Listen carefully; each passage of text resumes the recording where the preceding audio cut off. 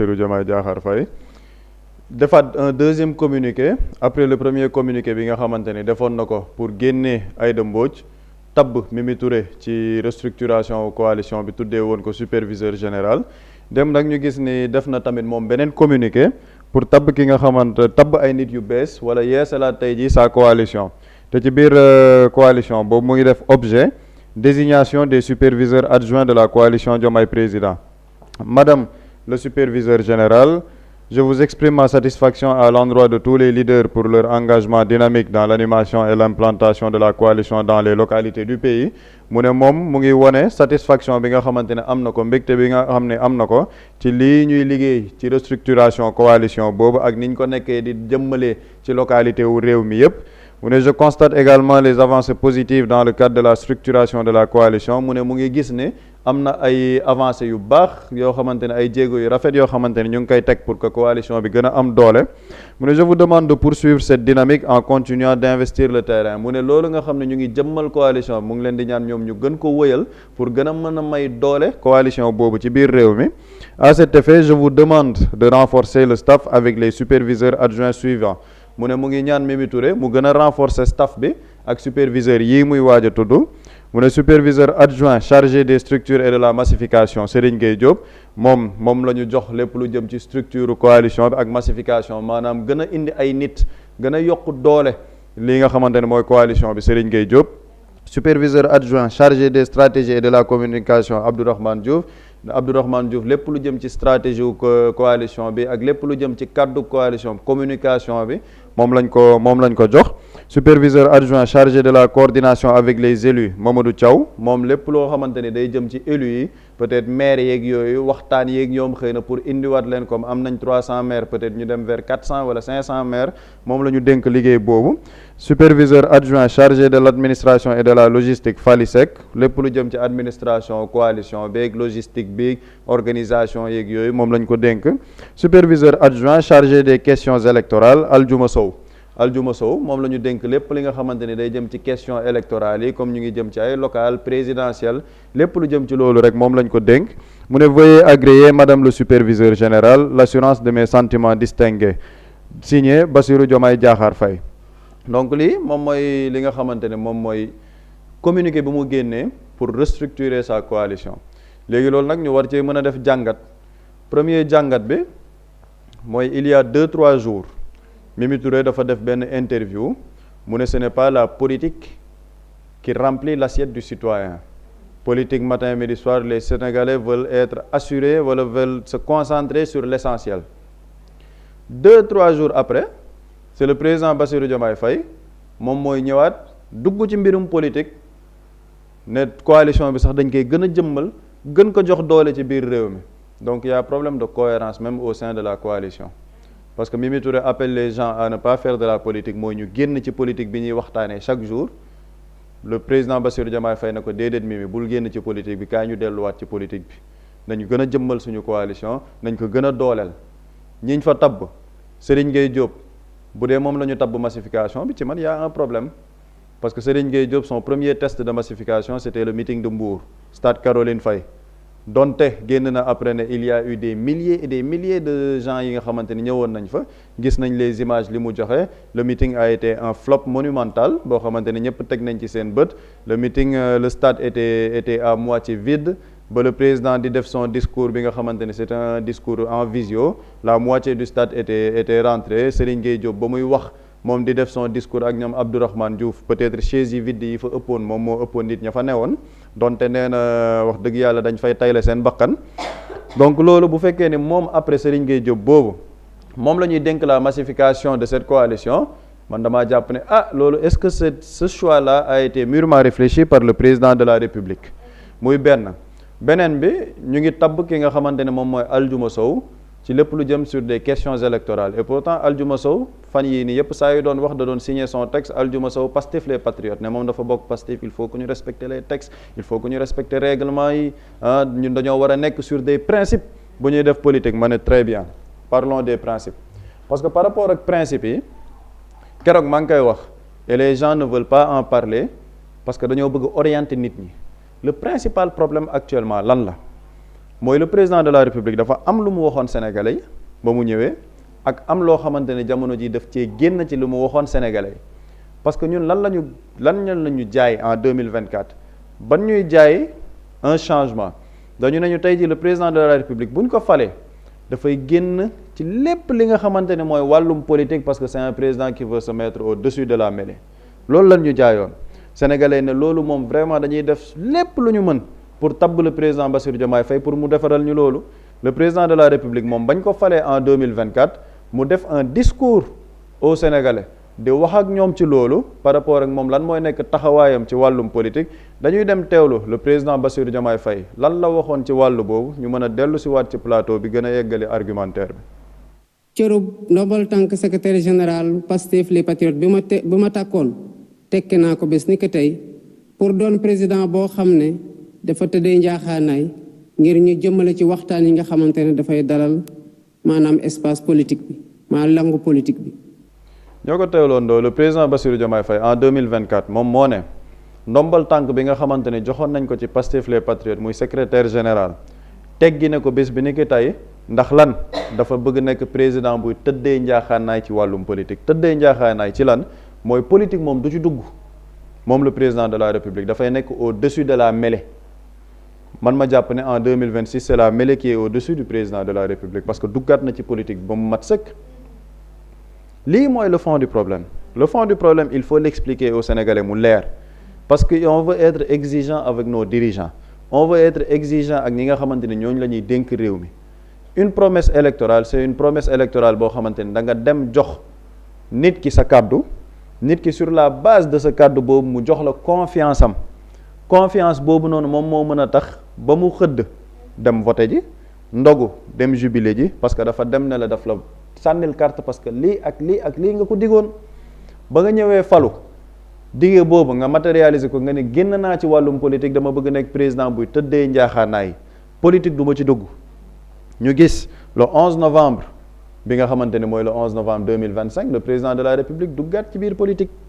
ne coalition bi diw moo koy restructurer dàkk naa diw ñu duggaat ba ci biir coalition Diomaye di gën a implanté wu ñu def seen premier ndaje bi nga xamante ne defee nañ ko King Fahd le président ñëw dugg ci langu politique gi après ñuy def seen restructuration def seen premier meeting à Mbour ba ñu defee seen meeting à Mbour le président il reprend encore des décisions par rapport à la politique ci moom mi ne woon génn na ci politique donc lii moom mooy premier problème bi on nous a vendu un président de la République au-dessus de la mêlée politique on a un président de la République qui est plein dans la mêlée politique mu ngi ci biir saf ci sàpp parce que mu ngi ne coalition bi nañ ko gën a massifier nañ ko gën a jox doole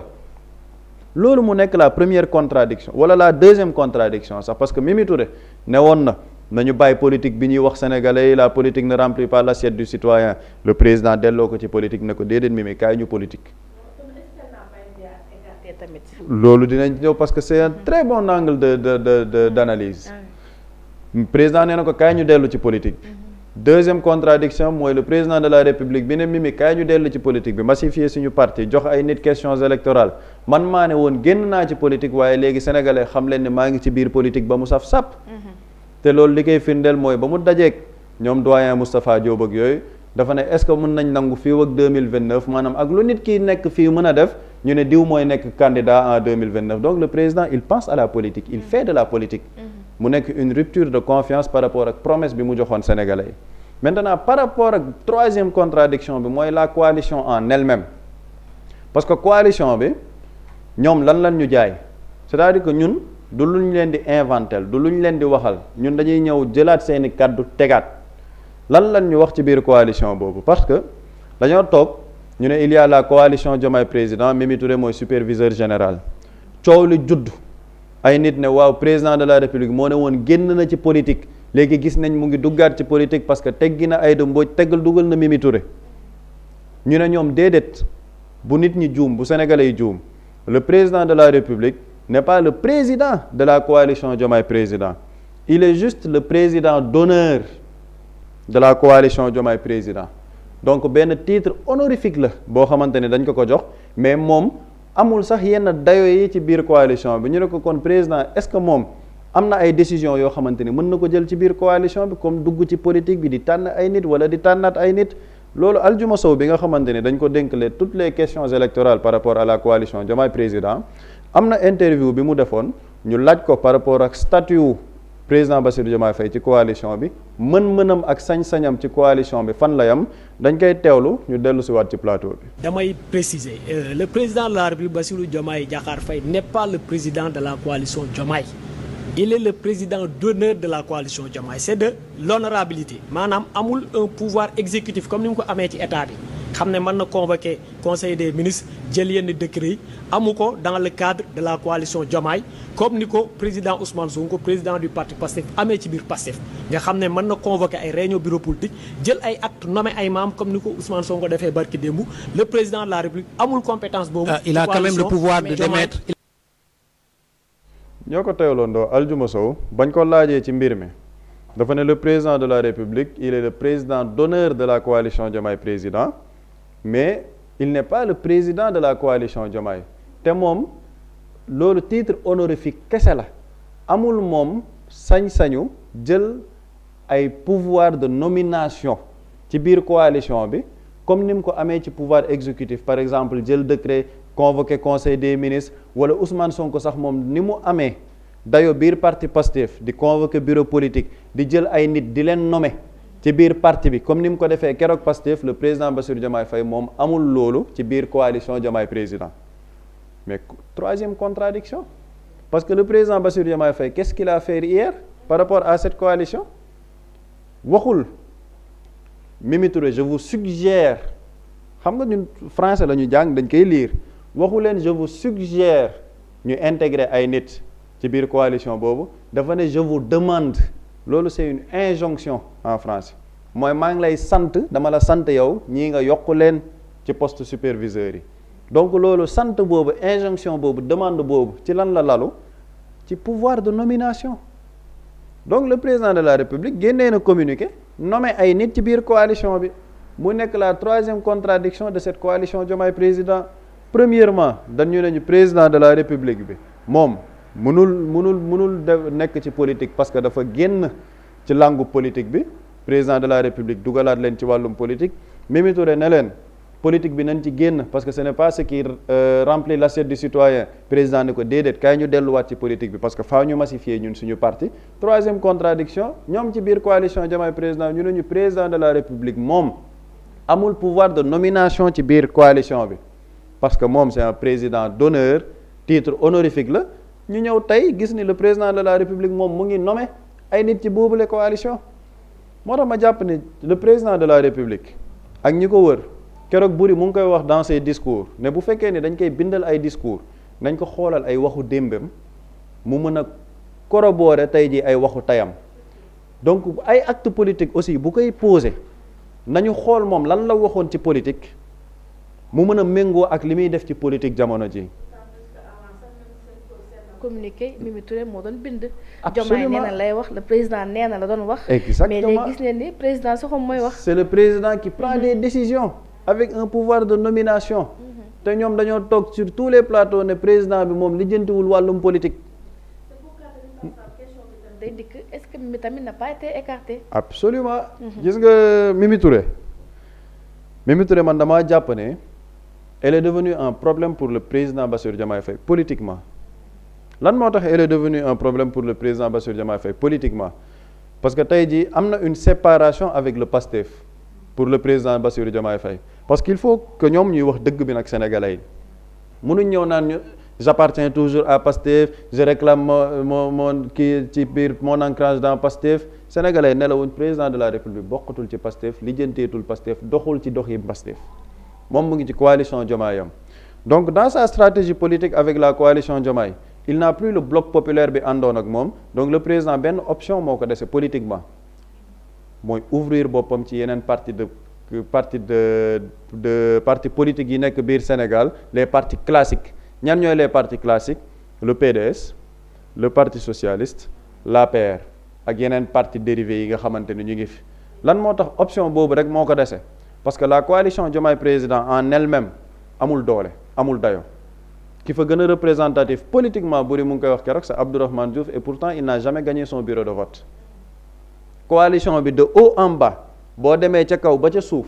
ki ci ëpp doole politiquement Abdourahmane Diouf la te musul gagné bureau de vote am donc mënul jàpp dëggantaan ci coalition Diomaye président donc lan moo ko dese politiquement mooy ubbi boppam ci yeneen parti politique yi mais boo ubbee sa bopp ci yeneen parti politique yi si tu vas à l'APR mënuñ def ak Mimi Touré parce qu'ils ont un contentieux sérieux profond avec Mimi Touré depuis 2019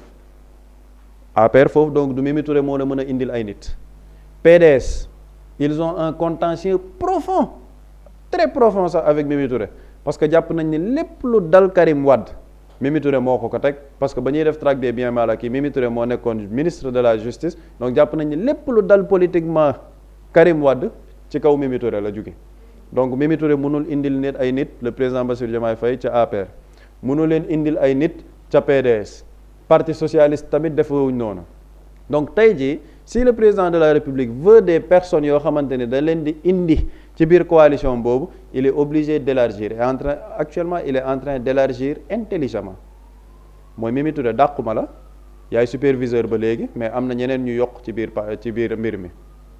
ne ko kontaan naa ci sa mbir ak yooyu gis nga le président de la République ni mu def ak Mimi Touré gars yi nañ xool ni président def ak Ousmane Sonko nañu méngale mbir yi ba muy def interview du 2 mai di wax ci Ousmane Sonko dafa ne si Ousmane Sonko reste toujours premier ministre ba nii ça veut dire que il est en train de faire son travail convenablement moo tax mu nekk premier ministre ba léegi il bénéficie de ma confiance bu ñu demoon tamit toog ba amatuma confiance ci moom dama koy génnee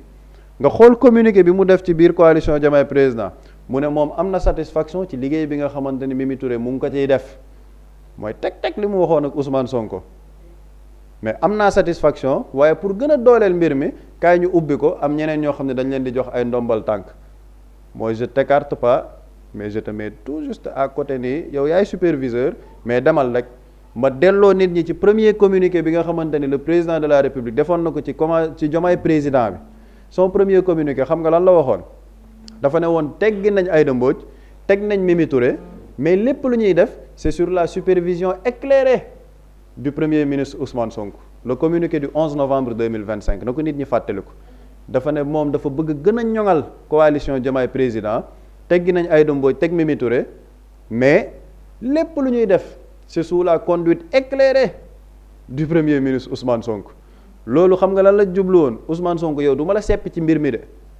dama lay xaw a éjecté tuuti am naa ci yow confiance maa ngi jàpp ci yow ba léegi mais damay teg samay pas parce que am na ñeneen ñu ma gën a mën a doxal voilà la stratégie politique du président Bassirou Diomaye Faye moom nii lay politiquer du ma la seppi na la génnal mais dinaa la xaw a écarter progressivement ba affaire bi du tegu sa loxo loolu la bëggoon def avec le PASTEF avec Ousmane Sonko moom da lay frigo moom c'est-à-dire que day rocc affaire bi ci say loxo nànk-nànk di la gëmloo ni nag yaa ngi ci ba léegi de yow yaa téye mbir mi mooy li mu defoon le président kii teggi naa kële mais c'est sous la conduite éclairée du premier ministre Ousmane Sonko gëmloo ne yaa ngi fa te fekk ni yoroo dara Mimi Touré nag jàpp naa ne am na expérience politique ba muy nekk directrice de campagne Landing Savané boobu xaajuguma bay judd donc am na xam-xamu politique te jàpp naa ne man ni mu koy liiree nii moom noonu la koy liiree le président ne woon Maïmouna Ndour Faye waxal li ngay liir Mercalex mais man jàpp naa ni li may liir nii politiquement moom mu ngi koy liir xam na ni dañuy jëm ci ay tànkam te jàpp naa ne Mimi Touré moom tamit politiquement elle ne va pas se laisser faire parce que nañ xool trajectoire bi mu am yépp moom politiquement képp ku ko jéem a def nii dara rek après day wëlbati sa kaw dal sa kaw donc man jàpp naa ni c'est une stratégie boo xamante ni dañ ko xaw a évincer tuuti mais ba léegi ne ko yow yaa téye mbir mi yow téyel la jàppal yow yaa téye mais Mimi Touré elle ne pourra pas travailler ci élargissement wu base coalition Diomaye président donc il faut des relais donc le président Bassirou Diomaye Faye man noonu laa jàngatee communiqué bi nga xamante ni génnee na ko il y a des contradictions sur contradictions et au niveau de cette coalition déjà coalition bu amul base politique bu amul projet politique lenn nga mën a indee ay nit mooy sa discours politique et bu fekkee ne ci discours politique boobu nag c'est contradiction sur contradiction à commencer par celui qui est le président même de cette coalition wala boog le président d'honneur de cette coalition bi ne woon jóge naa ci politique léegi duggaat naa ci biir politique il faut que ñu jéem a cohérent ñoom ci seen ligne politique am un discours politique qui est très cohérent pour que ñu mën a fatt lacune yu bëri yi nga xamante ne am nañ ko mooy manque de base bi manque de moyens après moyens sax xëy na c'est à repenser à revoir mais li ñu manqué yépp dañ ko jéem a fattee ci loolu jéem a am un discours politique très cohérent parce que lii ñu nekkee nii moom c'est contradiction sur contradiction te du ci lii la leen sénégalais yi di mën a dégloo. jërëjëf Pape Samba am na solo bu di ba tey rek ci mbirum njiitu réew Bassirou Diomaye Diakhar Faye ak nomination yu bees yi nga xamante def na ko ci coalition boobee mu mel ni rek kon na ko Pape Samba waxee fu mu toll nii njiitu réew mi dugg na bu baax a baax ci langue politique bi. dugg na ci bu baax kay moom yaakaar naa depuis le communiqué du 11 novembre 2025 le président dugg na ci et man pour man c'est-à-dire que ñun dañu yàgg am ay présidents yu politique. et pourquoi mu nekk débat loolu moo ci am solo quoi président Abdoulaye Wade da doon politique président Abdou Diouf amoon na ay campagne am boo ko seetaanee ay archives da doon politique bay sànni xeer sax Senghor moo dàqoon tooñ ñëpp dañ doon politique Macky Sall da doon politique mais assumé Macky Sall tey bu xëyoon ne coalition Benno nangam kenn du ci débat parce que bi mu faloo doonte si bokkoon na ci ñi signé les assises nationales te les assises bokkoon na ci li poñ yi ñu tënkoon ni président liy indi jafe-jafe ci pénc mi mooy président buy politique Macky Sall il était signataire mais bi mu faloo au moins il a dit que bi nga ko ne kañ ngay démissionner sa parti mu ne du ma démissionner sama parti ñu ne ko lu tax mu ne bu mu bëggee faluwaat kan moo may fal mu ngoy ci parti tee ko mais dès le départ moom war na ni damay politique mais ce qui est bizarre et pourquoi l'attitude du président de la République pose débat tey dañ ko fal ñu teg ci diir sa première déclaration à la nation mu ne teggi naa sama ndombal tànk biir Pastef en tant que secrétaire général du parti ngir nekk au-dessus de la mêlée ñu demaat ba ci biir le président de la République ay ndaw man jàpp naa ci ñi ko gën a jege Aljuma Sow ne président ba ci coalition bii nekkul le président amu ci maqaamaw di tabb wala di tegg kenn ndombal tànkam président d'honneur la suite des résultats hier le président qui sort un communiqué c'est lui qui nomme en fait c'est ça qui pose problème et Pape Samba dafa suñu la am solo muy dafa am loo xam ni dafa am solo ci njiit muy bu ñu gam-gam lay say kàddu démb ak sa kàddu tey mu waroo mu bañ a waroo bokk kàddu aimé ba kàddu président man du sama kàddu président man du sama kàddu xam nga tax du sama kàddu man mun naa sax juum am nu ma waxee mais gis nga le président de la République dañ ko jël na ko yow yaay le chef suprême des armées le gardien de la constitution l'ordonnateur des dépenses publiques yaay le père de la nation nation bi mu am ñëpp nag ña la mat waajur ña la mat kilifa diine kilifa aada ñëpp ak nu dayoo nit mës a toll ci réew mi yow la président ñu ne la yow yaay boole yilif ñëpp njaboote leen maanaam ñi nga xam ne ñoom la ñu gën a jox daraja ci dëkk bi muy ay kilifa diine man taalibe bu ndaw bii bu ma fa demee damay sukk raam toog ca suuf ngir war ma teggin mais président de la république bu ñëwee dañ koy aj ca kaw na ko toogal même bu bëggoon toog ci suuf kilifa diine ba xalif général ma moo ko daan déedéet kaay toog ca kaw parce que dañu jël wor ma jox ko le président de la république mais yamul ci loolu ñu jël des milliards jox ko ne ko ay conseil da nga bëgg ay conseil jëlal décret nga tabb ku la neex ñun sénégalais ñu fay ko voter le budget boo xamante ni tey doo rendre compte kenn maanaam kooku dañ ko mettre à l'aise dañ ko jox toutes les conditions nit dafay juum de mais créé nañ ko des conditions sax ne même buy juum sax juumteem yi du bari donc kooku dafa dem ba kàddoom sax dafay nduru loi kàddoom dafay sacré kàddoom du sama kàddu man léegi président moom bu ñu demee ba gam-gamle laa la wax ay kàddu démbam teg yu tayam yi mu am waroo rek y'a problème te loolu dafa ko kenn de boppam la koy def parce que xam nga lu muy waral ëllëg lu mu waxati day fekk sénégalais yi teg ci seen bët ba noppi président bu xasee bu dugg ci loo boobu rek c'est fini et dafa am leneen lu laal politique éthique la ñu bari dañ naan pour politique en fait dafa activité exercice bu noble la parce que dañ ne dans la définition populaire même c'est l'art de bien gérer la cité kon loolu dafay sax ndiru jaamu yàlla kon éthique ak morale lañ ko war a jiital ci mbir bi mais lan moo xew le président dafa ne Pape Samba dafa tudd benn baat muy contradiction le président dafa ne xam nga président bi mu defee sorteem bi fële ci centenaire Abdoulaye Wade te lu ci bari discours politique la mu ne politique mooy même sa ennemi d'hier koo xam ne bokkoo leen gis-gis ëllëg ngeen ànd man keroog bi ma koy analyser fii dama ne le président fait appel du pied président dafa nekk ci justifié wu mooy xëy na am nañu nekkoon ca beneen camp di def na ko sudul noonu bu ñu rallier ba pare président mi ngi waaj a naka la koy layalee moom loolu mooy baatu politique mooy même sa ennemi d'hier tey mun naa nekk ngeen ànd bay liggéey ma ne président mi ngi ñuy waajal boppam daf ñuy junjul rek peut-être la muy waaj ak la muy nar lay nekk du ñu anticiper mais foofu dafa am bax bu am solo mu am muy même koo xam ne bokkoo leen ay idée ci politique mais daf ci am ñoo xamante nii ñun dañu bokk ci ñu gëm ne wala bokk li ëpp ci sénégalais yi nguur gu ñëw bees waroo liggéey ak ñoom suñu jëlee ci éthique ak jikko parce que gis nga nit lu mu jombalewul boppam ci kàddoom buñ ko dénkee dara du ci jombale boppam dara parce que li gën a am solo sacré ci nit mooy jëmm crédibilité ak kàddu worma nit bu demee ba jaay wormaam moom kooku jombalewul boppam dara boo ko dénkee kees sax ban du ma ko ci wóolu da ngay gis ci président ñi mu nommé ñooñu dañ ci bokk dama gis ci ñi ñu nommé superviseur adjoint chargé de l'administration de la logistique Fally Seck président dafa nommé ku ñu naan Fally Seck xam nga Fally Seck bi président Diomaye di wër di campagne ànd ak waa Pastef fii ànd ak les ex-détenus politiques am na ñoo xam ne feebaroon nañ sax di campagne bañ jógee ca campagne ba la ñu tëdd ñenn ñi fa lañ jaaree suñu borom moom leen yàlla na leen yàlla yërëm bi ñooñu di daj loolu lépp Fally Seck bi président Diomaye nommé démb waxuma ci opposition parce que nit mën nga opposé wu ak moom ci doxalin ëllëg ngeen ànd loolu mën na ne man dama bokk ci loolu lu mën a nekk la nii nga ko gisee nii laa ko gisee jàpp naa ne sama bos a gën jàpp naa ne yow nga jàpp ne la nga jàpp gën ëllëg ñu dem ba déggoo ànd liggéey loolu kenn bañu ko mais xam nga lan moo ñaaw ay nit ñoo xamante ni ñoom ci opposition boobu noonu dañ doon wax lu dul dëgg maanaam dañ doon créer ay histoire bëgguma utiliser benn kàddu mais dañ doon wax safaan loo xam ni maanaam ramatulaay nit ci jubadeem mooy tëju ci néeg pour convaincre un électorat créer une histoire fent ko xalaat ko ci xelam dem ci penc jibal ko fa Fally Seck bii ci ñooñu la bokkoon nañ ko teewlu ki président Diomaye nommé démb nañ ko déglu Fally Seck ci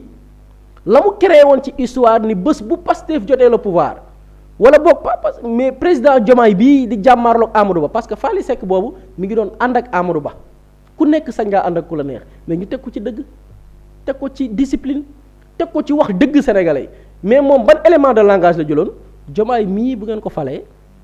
ñoom seen parti dañuy ñëw pour xeex kilifa diine yi du ma bëgguma travestir ses propos mais nañu teewlu Fally Seck jamono gi muy jàppale Amadou Ba di opposé wu ak président Diomaye en tant que candidat ak kàddu yee mu jibal ñu dellu si waat ci plateau bi. doo jël Amadou Ba di ko comparer ak ay saagakat ak ay xaawikatu sutura ak ay soskat ñi nga xam ne dañuy saaga ba di recruter ay nit di leen fay xaalis pour ñuy saaga sunu ay kilifa ndax xam nañu Sénégal boo fi saaga xëy na mën nañ la jàpp ñu dem ci ñu nekk ca étranger fay leen xaalis bu bari uniquement pour que ñu saaga kilifa yi kilifa diine yi saaga kilifa aada yi commencé nag di tàggat xale yi ci naka la ñuy ñàkkee respecté waajur mais bi ci gën a garaw génération yi di ñëw dañu leen bëgg a former ci sunu tarixa yi nga xamante ni tabarkal la ñoom ñoo fi instauré l'islam naka la ñuy fexe ba xale yi dog buum boobu. kooku ngeen déglu mooy Fally Seck ci jamonoy 2024 bi muy jàppale Amadou Ba kaddu yi la yëkkati woon jëmale ko ci le président Diomaye bi ko nommé démb. xam nga politique mën nañ opposé wu mais lii mu wax ñëpp xam nañ ni tegu ko fenn du dëgg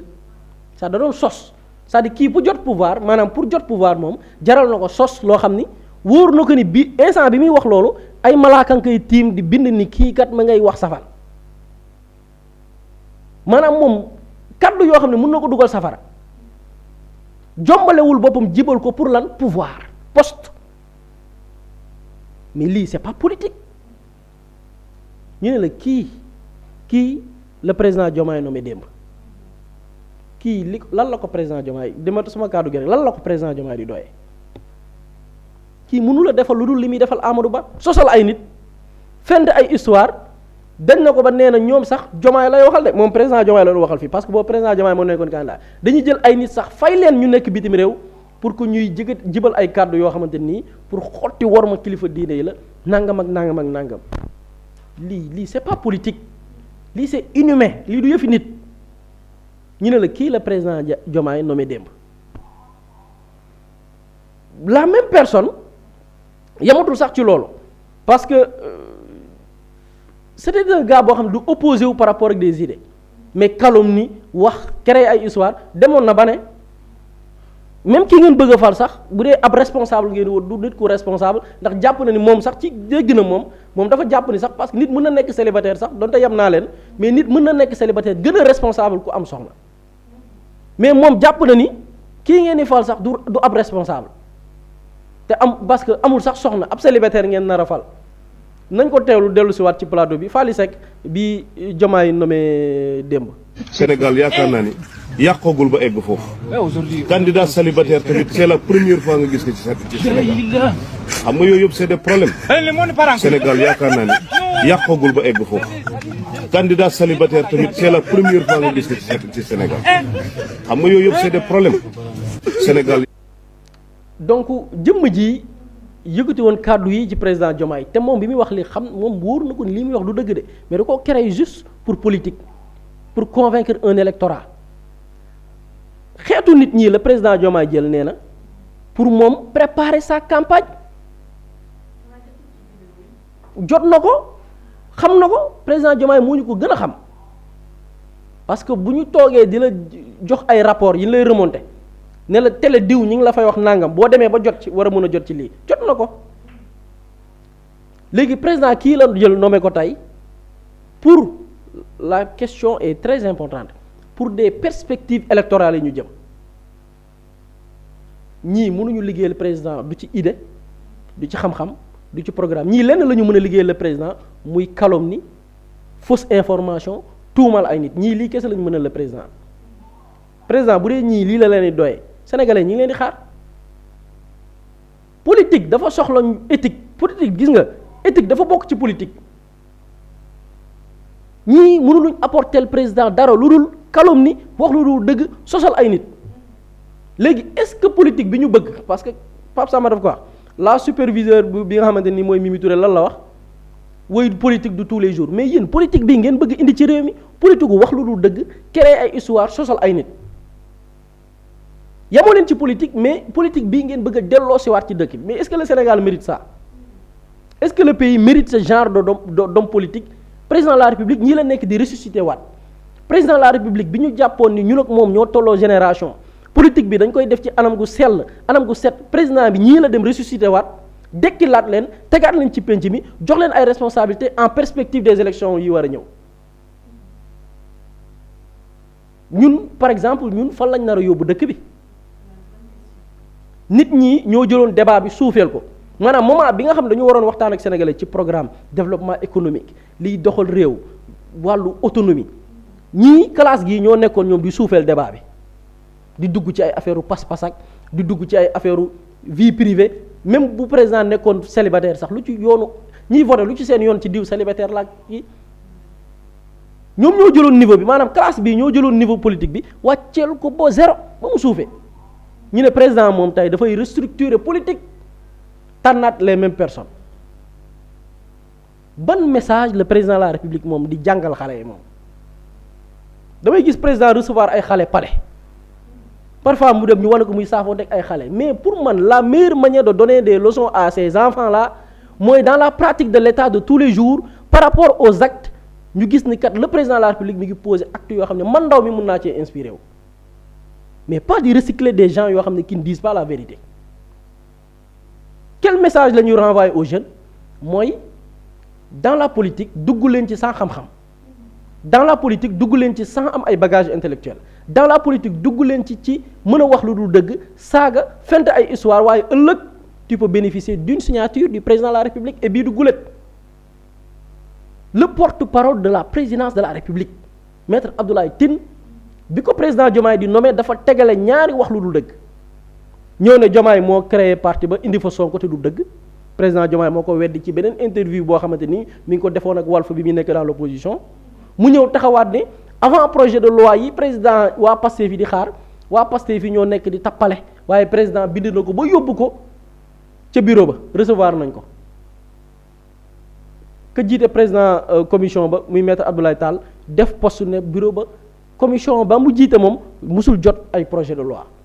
déjà balaa mu yegg ci commission bureau ba la war a jàll bureau ba nee na ñoom itam musuñoo gis avant projet de loi maanaam nit kooku nga xamante ni nii dafa tegale ci ay plateau télévision di wax lu dul dëgg président Diomaye moo xëy na ko coppeet kaay ma def la porte parole yow yaa mat porte parole yow